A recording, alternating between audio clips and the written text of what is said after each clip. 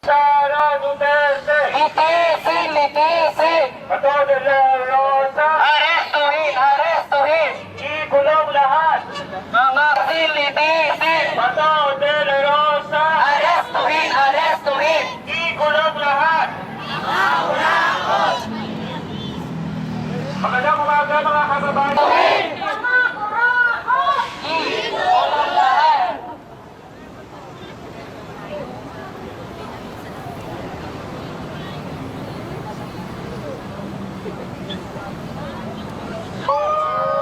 At mula po sa Youth Against Monaco!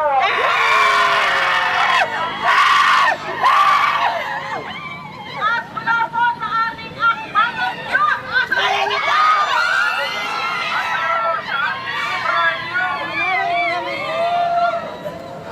Sara Duterte! Litisin! Litisin! Bato de la Rosa! Arestuhin! Arestuhin! Ikulong lahat!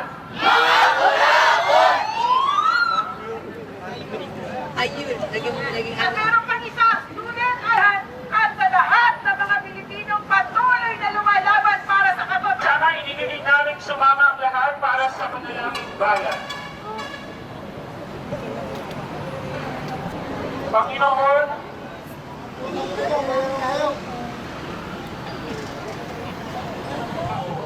isilan mo ang mamalapag namin ang mga kasunod sa panalangin ng Nabati ko ay hinihingi namin sa kalan mo at napatuloy naman namin sa mga pagkong mananalig sa kanilang panalangin.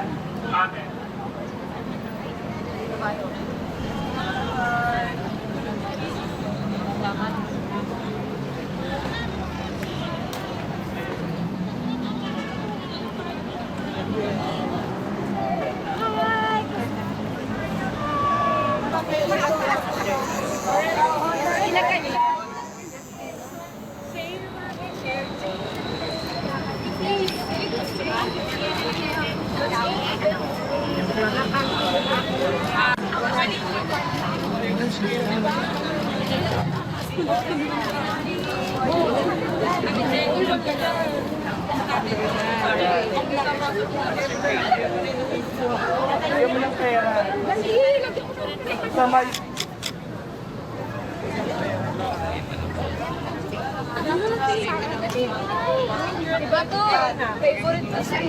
Ang pag-asa na lang natin ay divine intervention.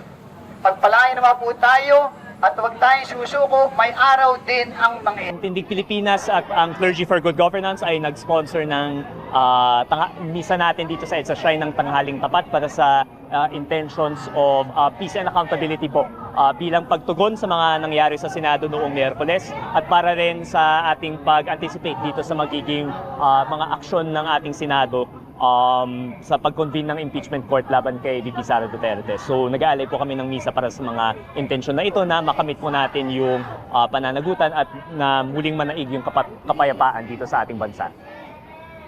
Para sa inyo, gaano kahalaga yung mga ganitong pagkilos natin sa nangyayari ngayon? Well, sa tingin ko, dalawa po yan. No? So yung una, bilang pagtugon sa mga nangyari nung Miyerkules, talagang nakakahiya, nakakalito, nakakalungkot yung dahas na nangyari sa Senado at sa mga panahon na hindi natin naiintindihan yung mga nangyayari sa ating paligid. Sa tingin ko'y nararapat na lumapit po tayo sa mas makapangyarihan pa sa atin upang humingi ng gabay. Kaya kahit na ako mismo ay namin ko, di ako consistently na relihiyoso, na sa tingin ko medyo akma yung hakbang natin na magpamisa ngayong tanghali. Pangalawa naman po, para sa impeachment, kailangan kita naman po natin na kapag hindi binabantayan yung Senado pati yung mababang kapulungan, kung ano-ano yung ginagawa nila dito sa mandato nila, no? Parang kahit na sa ating saligang batas wala namang nakasulat doon na nakabatay sa komposisyon ng mayorya kung matutuloy yung impeachment o hindi. Talagang mukhang pinupolitika, lalo na ng Senado, yung proseso. Kaya mahalaga yung pag-gather po ng taong bayan upang igiit na kailangan matupad yung nasa saligang batas, upang igiit na dapat makamit natin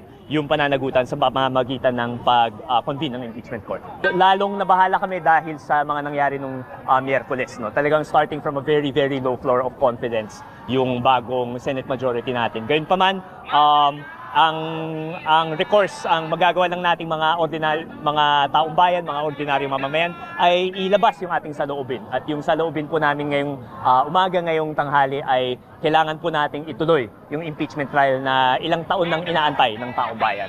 Definitely, kailangan po nating mag-monitor ngayong Lunes at saka sa mga darating na araw kung ano yung magiging bagong pasabog sa ating Senado. Pero itong grupong ito ay consistent pong magbabantay. Beloved Father, restore in David's son's attention to heaven, reason for petitions and steadfastness and revelation to love, and I can, patience, teaching by His service, this we ask you through Christ our Lord. Verily we come first the body of God, of our Lord Jesus Christ. And then he was betrayed and entered into his passion. Maghalukit-kit na lang kami habang namamatay ang tupa. Sa mga batang nandito, ang ibig sabihin ng halukit-kit. Ito yung halukit-kit.